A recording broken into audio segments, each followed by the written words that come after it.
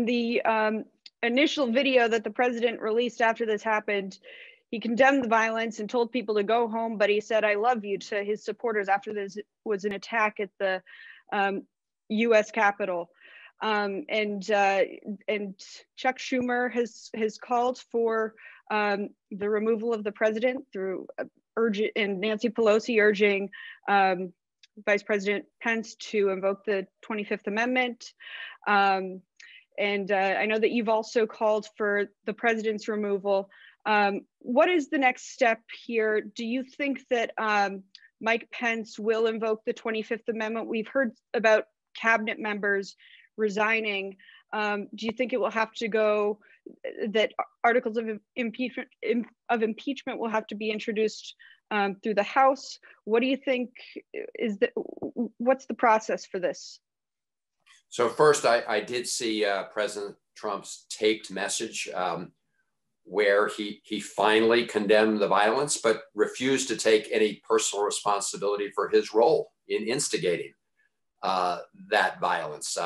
He never wants to take responsibility for his actions. He does represent a continuing danger to our country.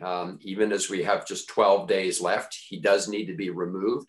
The fastest way to remove the president would be through the 25th Amendment.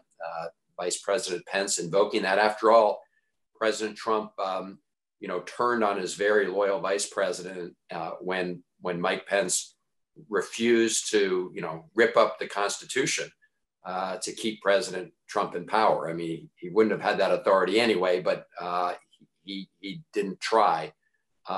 So that would be the fastest way. You do need cabinet members, and you have a number of cabinet members resigning. It would have been best if they had, before they resigned, helped exercise the 25th Amendment here. In the absence of that, I do believe that the House should move forward with articles of impeachment.